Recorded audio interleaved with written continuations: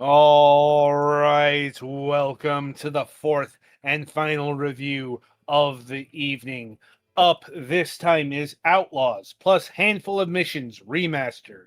It really is the night of clunky titles, isn't it?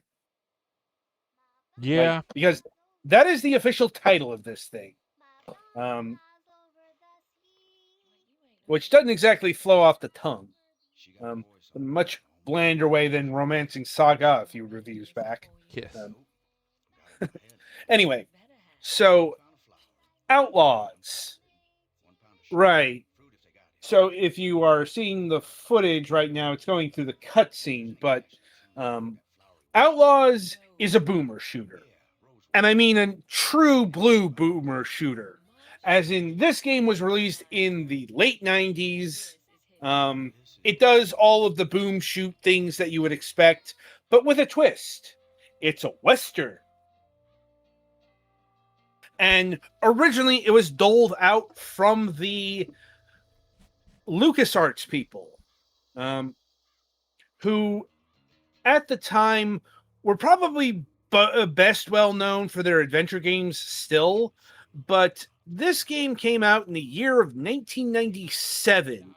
So by that point, they had already established a bit of a FPS pedigree, with the first Star Wars FPS in Dark Forces.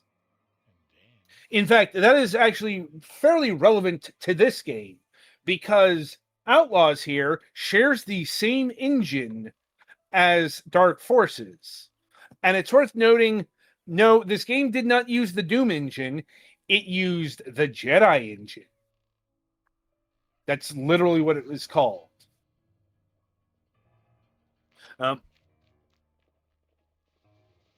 So I'm not exactly sure why I could, it's probably, let's see.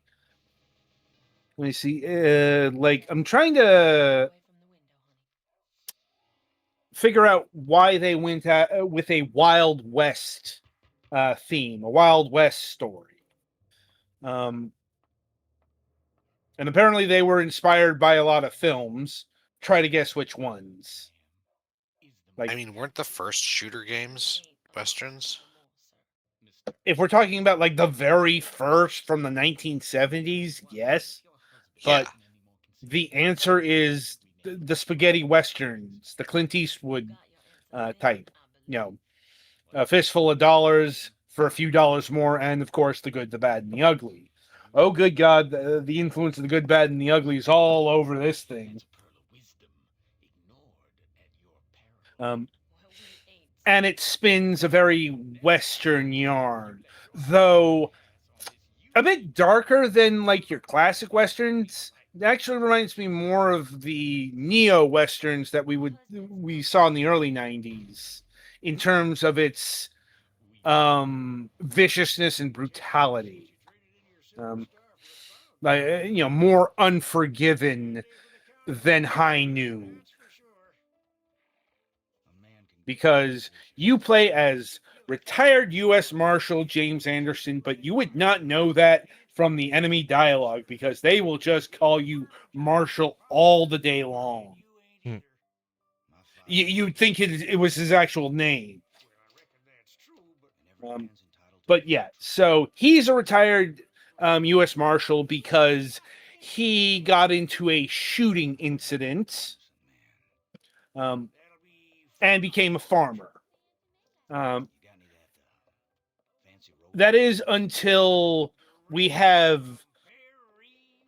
local business magnate.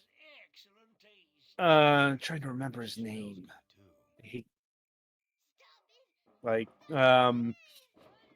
Bob Graham. There we go. He's got a big plan to, make this big, basically Las Vegas. But there's a problem. He's got to get all the land. And guess who's the last holdout? That's right, your family. So he sends a guy who's colloquially known as Dr. Death to the farm. And I hope you can see where this is going. Yeah. Because, okay, Anderson's wife dies. His daughter kidnapped.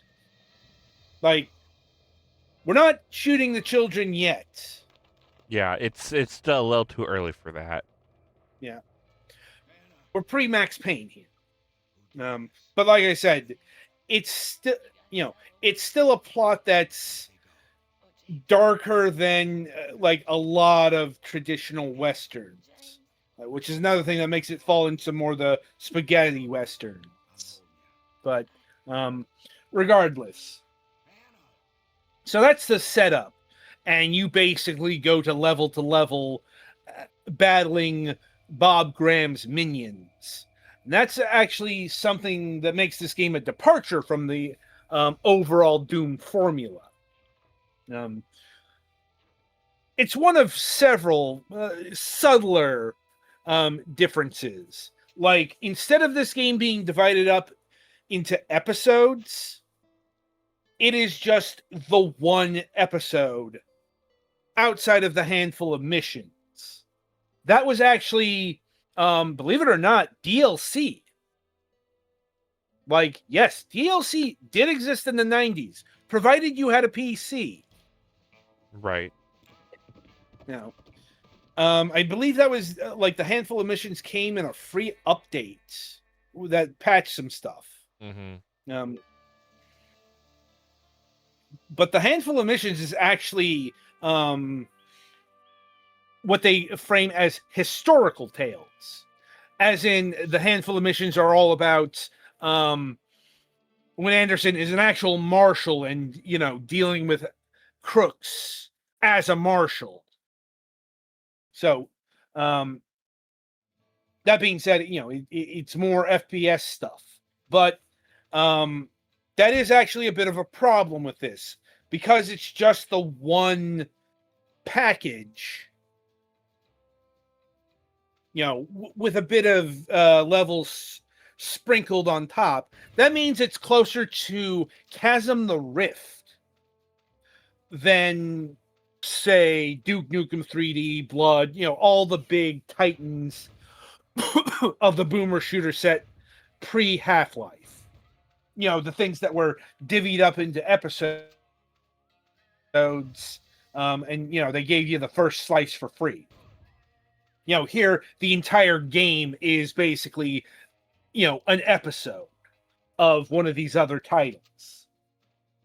So I think you can kind of see the problem here from a quantitative standpoint. There's just, objectively speaking, less game here than a lot of the other FPS games you could get on the PC at this point. That's not necessarily a knock against the game, because that's actually bringing it up to more modern standards of the time. Because I do have to emphasize the year this came out a lot, because it came out in 1997. And the thing about it is the FPS genre was changing rapidly. Like, especially like this year. Because this year is really when we start to see the full change over to FPS games being true 3D graphic based. Not every game would do that because, development has lead times and all that, even back then. Indeed, some of the last bastions of the sprite-based DOS boomer shooter come out this year. Not just Outlaws here, but the likes of Blood and Shadow Warrior. Look, I understand Shadow Warrior is generally considered to be one of the great build engine games. I can't get past the goddamn casual racism. Even for 97, that was not fucking acceptable. But putting that aside,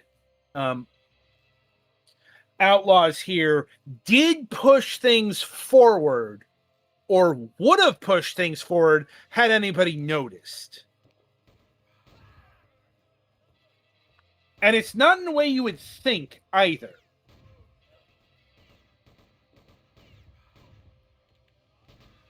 Because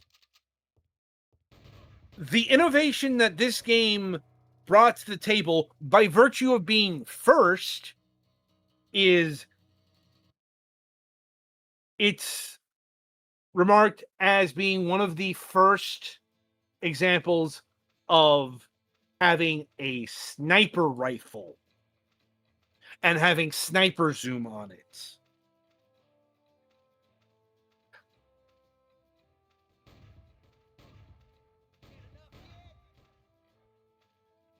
Also, differing from a boomer shooter here, and you can see it on screen right now, reloading. Yep.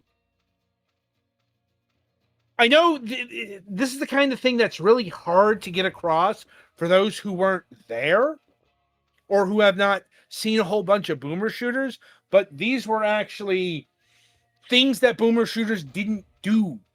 Back in the day, all of your ammo was basically in a single clip. You went until you ran out. Yeah, and you didn't really need to worry about sniping. Like, okay, you know, you did have to put distance into account, but how do I put this succinctly? Oh, right. You know, like in Doom, your shotgun is a perfectly viable long distance weapon. Yup. By the way, that is absolutely not the case here. More like in real life than in most video games.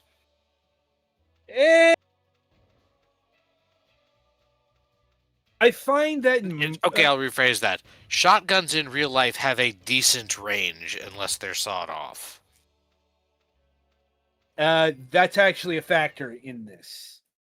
Because some video games make shotguns hilariously short range. That's this game. Because you have a sawed-off shotgun that operates like a sawed-off shotgun. It's actually really hard to adjust to. Like, I'll be honest, I hate the shotguns in this game.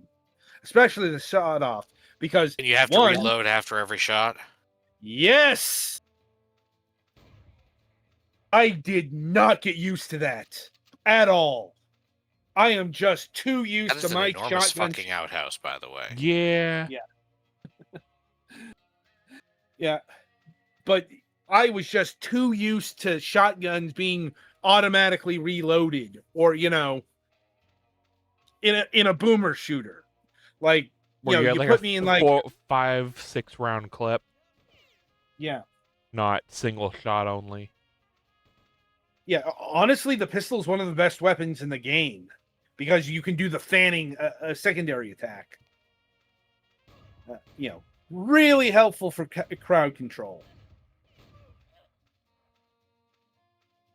But it's also one of the disappointments of the arsenal because, once again, we are in 1997, and while it's understandable that the weapon selection is all stuff that's based off of the 19th century, what that also means is you don't get any grenade launchers, any rocket launchers, anything like that.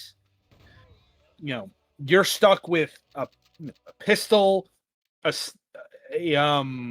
20 gauge rifle that you can use as a sniper rifle, a couple of shotguns. You got a single action shotgun, you got the sawed off double, and you've got the Gatling gun, which is the BFG of this game, with a crippling flaw. Once again, this game takes realism into account a lot more than most boomer shooters do. Because if you know anything about Gatling guns, you know they're big and they're heavy. And that means you can't move using the Gatling gun.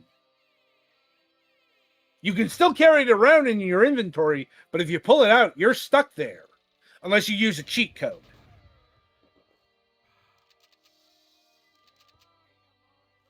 Now, there are also 2 support weapons that are absolute garbage. I hated them more than anything else because they did a funny thing with them. Your support weapons are knives and dynamite.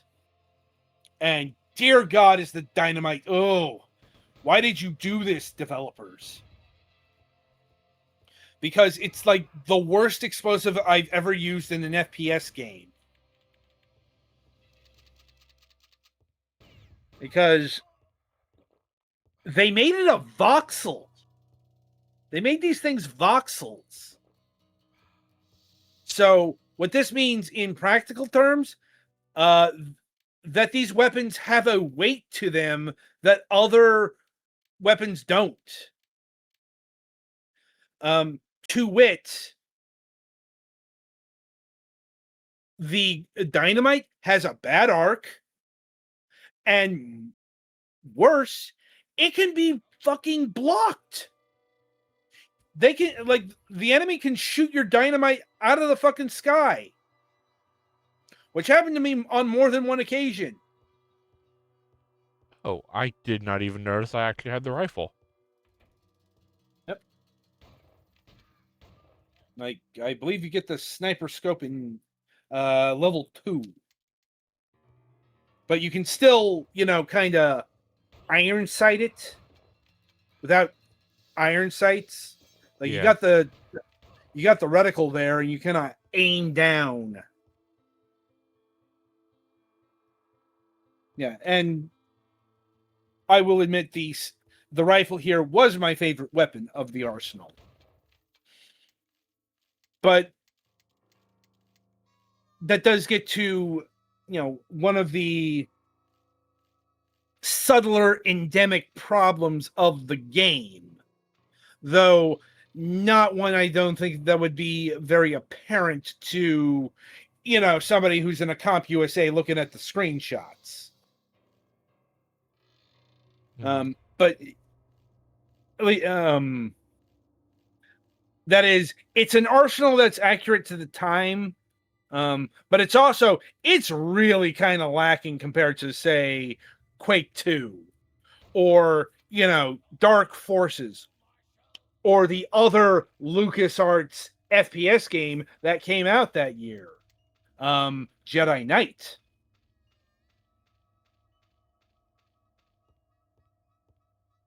But honestly, I think the big reason why this game failed at the box office, so to speak, is because it's a Western game. Like, I'm not exactly sure why, but the Old West setting is a fairly audience alienating one, or at least appears to be. Because there's just not that many Western games out there. Like, even when the first Red Dead Redemption game became a smash hit, there were not a slew of Red Dead Redemption type games that came out afterwards. Nor did that happen after the second one. It's not a genre or a setting that you can count on one hand, but it is also, shockingly rare to see it in video game form. And I think that may be because, in terms of like overall Westerns, it was something old hat, something attuned to the 40s to the 60s. There's a whole complex history there that I don't have the wherewithal to get into. And, in fact, and once again, like, this game was influenced by movies that came out in the late 60s, as opposed to the major Westerns that came out like 5 years beforehand or so. Like, there's not a lot of Unforgiven or Wyatt Earp in Outlaws here. So I just think like the setting kind of doomed it to obscurity, which is unfortunate, because there's a lot of ambition here. But this and the setting does limit it, not just in terms of its weaponry, but its enemy roster, because this game took a very realistic approach to the setting. I have to emphasize that because, well, look at all the brown, which is fitting for the desert, but it's not particularly interesting to look at. But it's also, notice all the people you're fighting. You're fighting people, and you're just fighting people. There's no coyotes, there's no wolves, there's no animals here. Certainly no aliens or demons or... Yes. So, you have a very limited roster of dudes to shoot. And I'm not even sure there's that much of a difference between, like enemy types. Like, it's probably in like the amount of damage a guy with a red shirt has on versus a guy with a blue shirt. There are some guys walking around with dual pistols that seem to do more damage.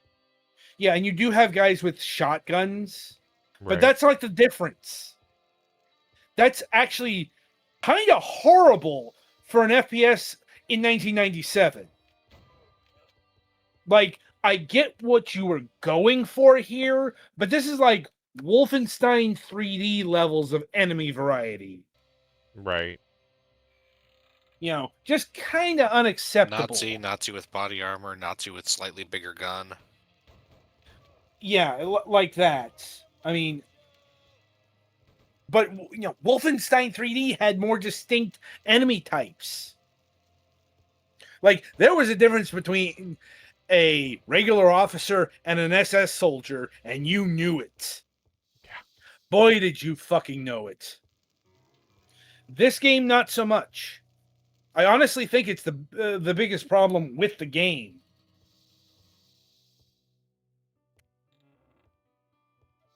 Yeah, and this also extends to the bosses, because, in the bucking of trends, it does that with FPS bosses. Because, okay, pop quiz. How does your typical FPS boss act?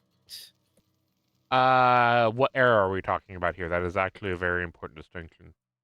Like, from the era where this game would have come out in. Pretty similar to a normal enemy, but way more bullet spongy. No. Like a fucking train coming down. Like, an FPS boss room is big, huge, filled with ammo, filled with health, because you are going to be fighting a true final test of your skills for the episode. Or at least that's the idea. Some games did it better than others. Looking at you, Blood. You're a great game, but your bosses kind of sucked. Here, it's much closer to what you talked about, Golix. Bit more bullet spongy than your average enemy, but still fairly vulnerable to bullets. I think that's because, once again, they're adhering to a realism that you don't see in other boomer shooters, but it's also, they have a boss every level. Mm. So they really couldn't do your typical FPS arena.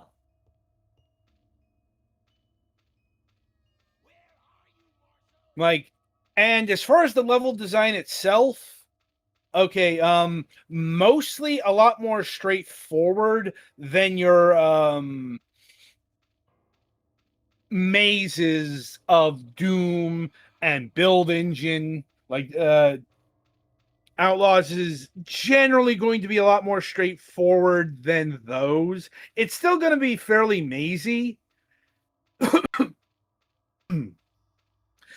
which kind of culminates in level 5, the Sawmill, which has some actual puzzle elements to it.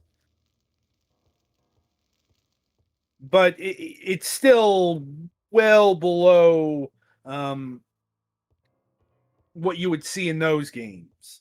It also does have secrets, but secrets are de-emphasized. In fact, a lot is de-emphasized compared to your other FPS games of the era.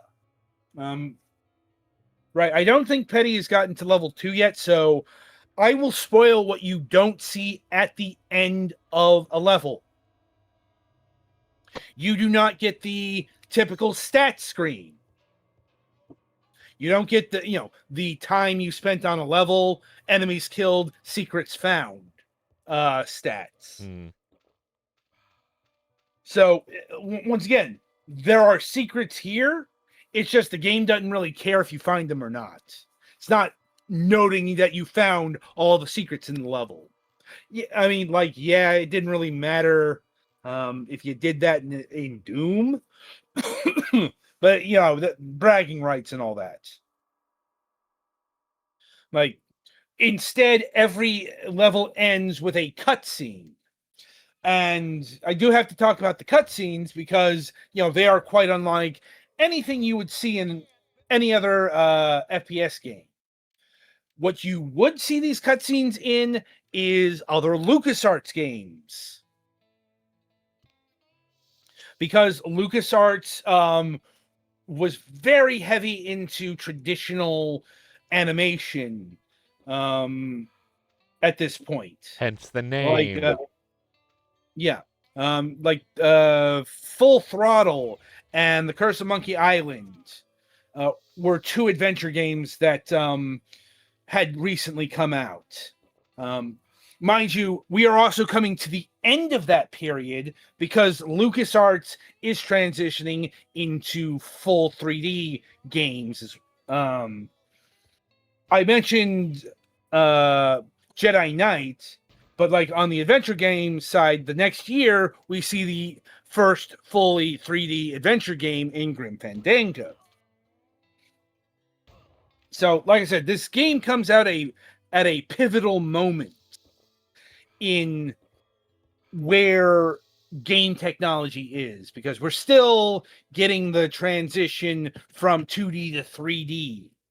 Honestly, it's a thing that continues on into the PlayStation 2 era. It really doesn't complete itself until the 6th generation.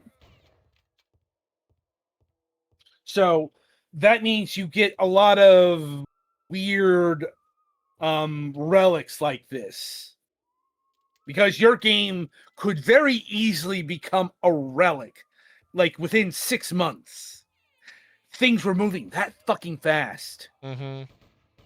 It's also why I hated the PC at this moment in time, because the arms race was fully going on. Right. The biggest leap was probably, graphics wise, is still probably the jump from the NES or SNES to PlayStation. No, you mean Super Nintendo to PlayStation? Yes. Yeah, this whole era is the big jump. Not just the PlayStation, but we're seeing it in the PC. Once again, it's something that takes some time.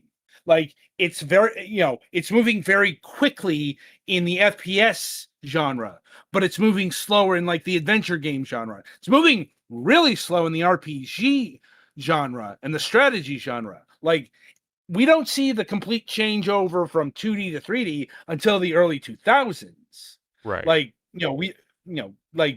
Not until we get Morrowind in 2003 versus the Baldur's Gate series. But that's just going on all over the place. So I think a lot of those factors combine to make Outlaws, one of the cult FPS games of the era. About on the level, or at least maybe slightly below Blood and Shadow Warrior, but certainly above some of the other very cult FPS games that Nightdive has released lately. I definitely put it above, say, Power Slave and PO'd, Killing Time.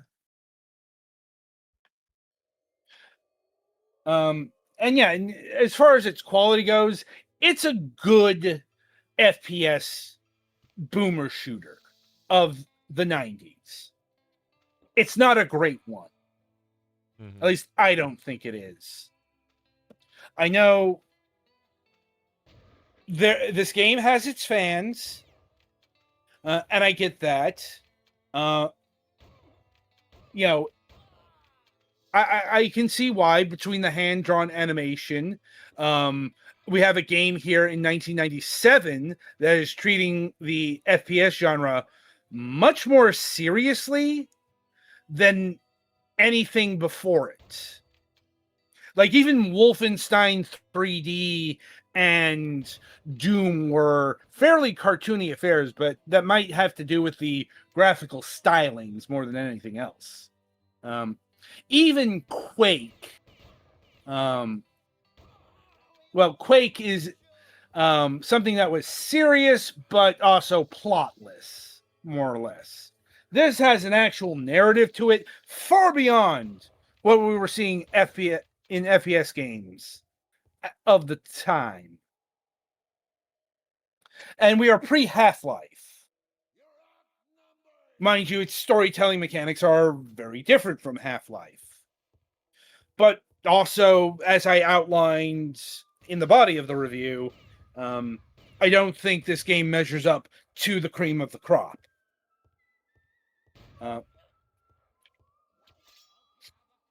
And that is something I have to take into consideration with the pricing. But before I get to pricing, I do have to pay a bit of lip service to multiplayer. So a bit of bad news on that. Like I'm looking on the Steam reviews, and apparently the multiplayer's dead.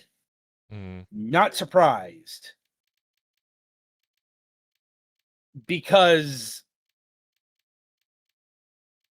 it's Outlaws. Right.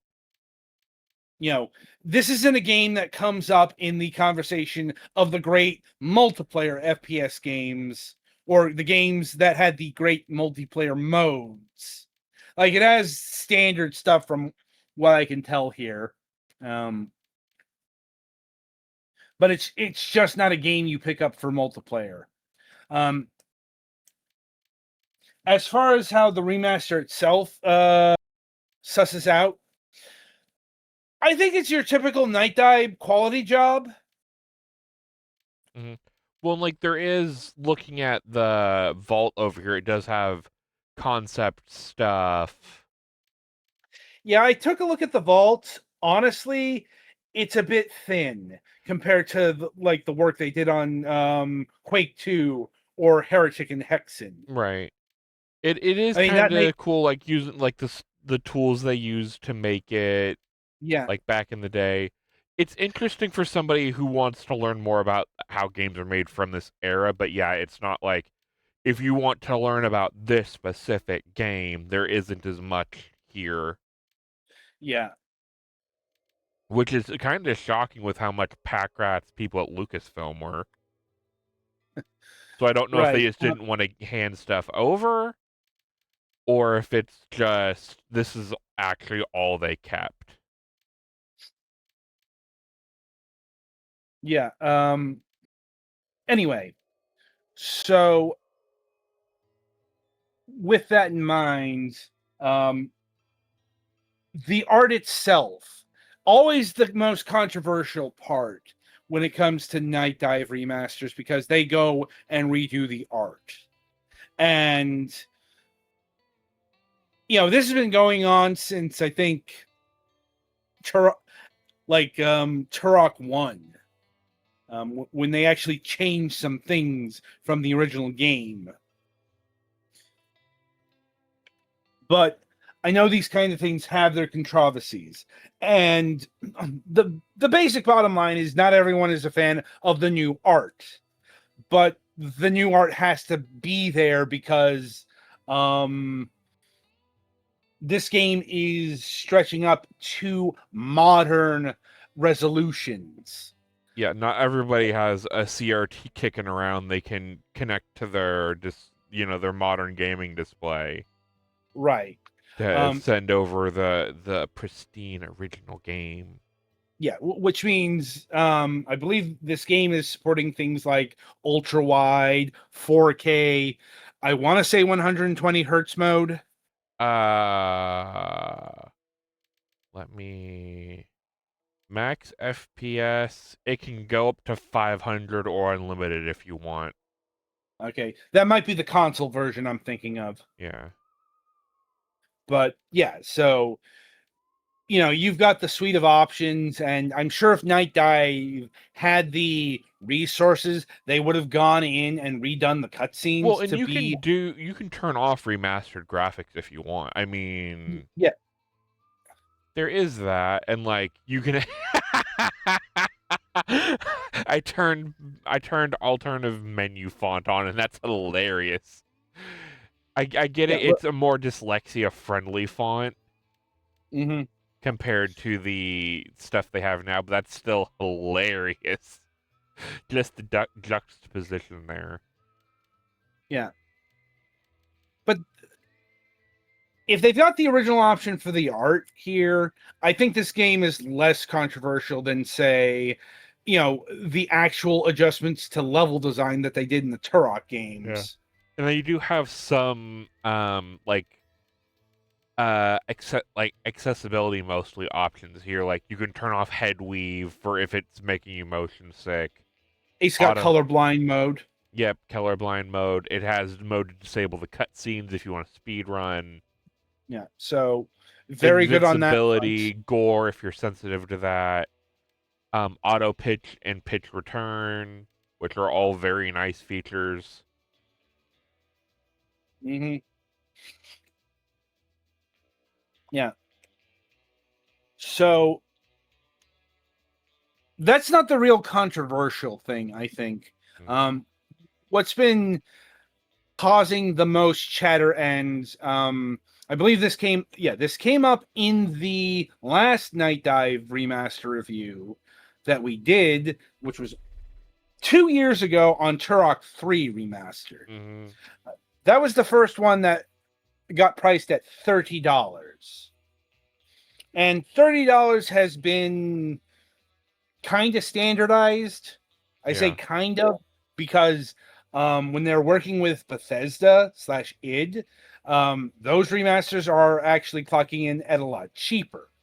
But I think which kind of gives the game of who's making the calls on pricing. Not surprising, it's the publisher.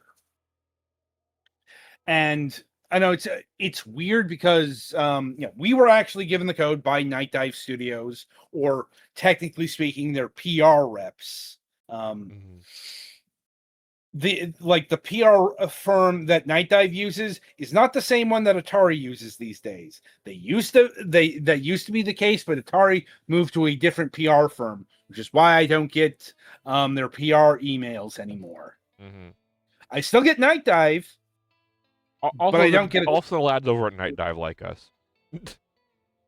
Right. But I did apply for other Nightdive titles, and they denied us those. I don't know how I don't know what the process looks like. I don't know who makes the calls, if it's people at Nightdive or if it's the Uber strategist people. Right. But they gave us this, so this is what we review. Anyway, so with that in mind, Outlaws plus a handful of missions remaster clocks in at the, let's call it a non-Bethesda standard of $30. And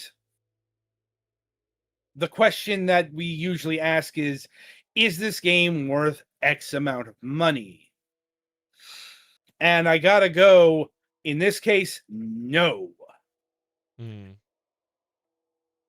I don't know if it is truly a standardized price, if it's got something to do with licensing. But this game just doesn't have enough to it for me to say, yeah, $30 is proper. You know, versus some of the other remasters that we haven't covered, like Dark Forces Remastered or The Thing Remastered. Those clock in at 30, and I get where they're coming from there. Because the licensing is much more apparent. Even Turok 3 Remastered, and the amount of work that they had to do on that. This one, I'm sure it took a lot of work, but it also feels a lot more standard compared to other titles. At least that's the perception I have. It's not denigrating work here. It's just I can't justify recommending this game at $30 for, this amount of content. Like, it'd be one thing if they were able to reanimate even the cutscenes. Yeah. But just as it is now, they're basically just running it. It's still a little upscaled from the original resolution, but it's still the same art, if that makes sense. Or let's contrast this over the other Nightdive Remastered that just came out at time of recording. The one we're not doing because we did Blood Fresh Supply back in the day, and quite frankly, I don't think we have enough to say about Blood to do it a second time. Yeah. But we got, Blood Refreshed Supply out now. And what they've done with this game is they've actually, meted out with Warner Brothers the licensing details. So they actually got access to the source code. So they were actually able to burrow into the game and fix a lot of the flaws that showed up the first time around. Right. Additionally, they sorted out the publishing rights. See, back when Fresh Supply got released, Atari only had publishing rights on the PC. Anything console-based was beyond the scope of the original contract. That has changed as Blood, for the first time, has hit consoles. But here's the biggest difference. It is getting additional content in the form of two of the most fan-beloved, it's one of the most beloved fan mods in Death Wish, and I'm trying to remember the one that's out now, because Death Wish actually isn't ready. I'm gonna have to look this up, because it's actually a new episode build with the tools of today. Kind of like what Doom did. Yeah, Doom, Quake, all that stuff. Marrow scenario. So it's got it's got that going. It's got unlocked frame rates, high resolution support, 4K monitors. It's got all the things that this game has, minus apparently the ability to put support weapons on the weapon wheel, which is actually a bit of a thing for the console set. Yeah.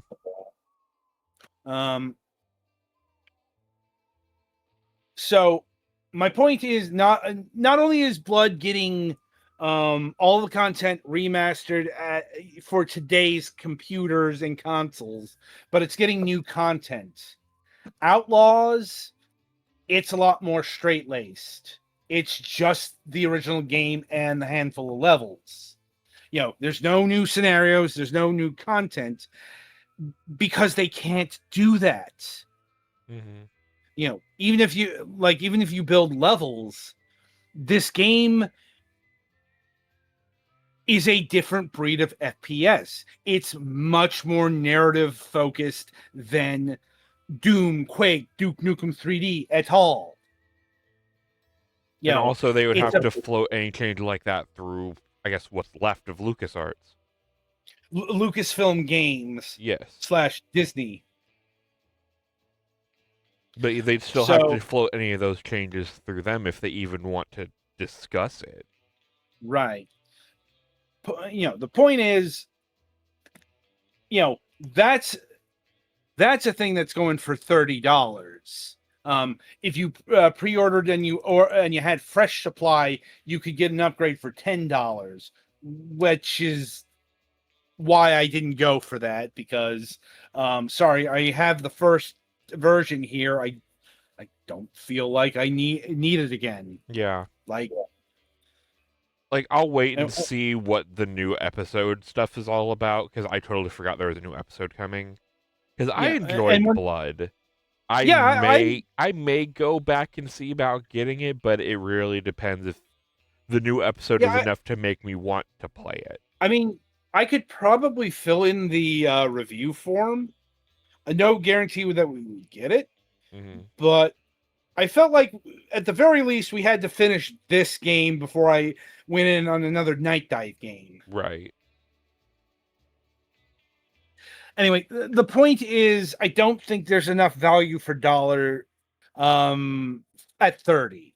Yeah. This game really needed to come in at $20. Licensing and other fees or whatever be damned. Yeah, and I think for this, a lot of the issue is probably it's licensed. It's not Nightdive's own property.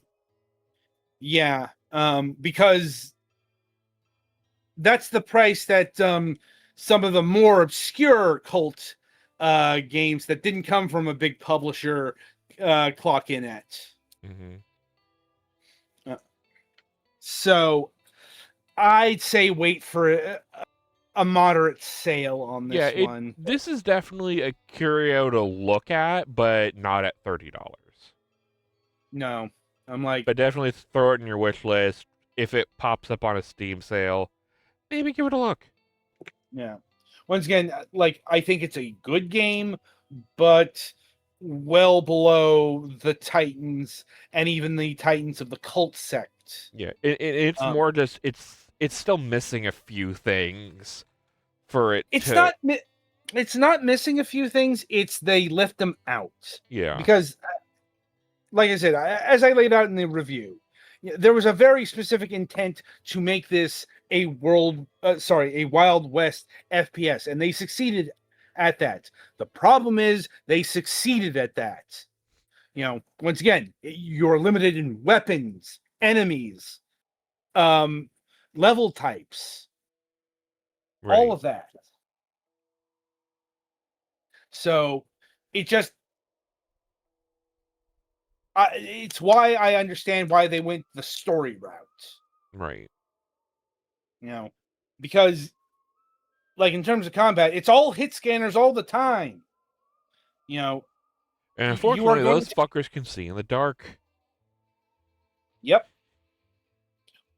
Yeah. Also, you have, like, instead of 100% health, you have 10 hearts. And you don't have fractions. At least I don't think you do. You may have halves. Like, I didn't see anything with halves unless it's on an easier difficulty. It's unregistered, because there were times like I got fall damage, but it wouldn't take away a heart. And I'd still pick up a canteen. Yes. So it's like that, like the Legend of Zelda quarter heart scenario. Yeah. Anyway, right. So I think that's about it for Outlaws here. And indeed, that will come to an end for our very long this week review session. We had a couple of games to get through. Anyway, so coming up on the week ahead, on December 10th, we'll be welcoming back to the program Tom Frenchell of Little Guy Games. Petty, if you remember, this is the guy who had to drive to Canada when we were interviewing him. Your eye was out. Anyway, so we are doing part 2 of the interview with him, and we're going to be focusing on Endless Night, The Darkness Within. We didn't really get a lot of time to dig into this game because of the timing issues that arose. In fact, he asked if we were going to be able to start on time this time. I said, I have a feeling that we will be able to do that. Yep. And we're not hamstrung by, a second show. So this week we can go as long as we want. Till dawn. No, please don't actually go till dawn. No, we're not going to do that, but we can get into the topic of discussion no matter how long the interview is. We're a little too old to be doing shows till dawn. I mean, last Wednesday's show wasn't too far off the mark. You're not wrong, but also I was about to fall asleep at my desk. I know. Anyway, so look for that. No Friday show, no MSP. So until next time, I shall wish you good gaming.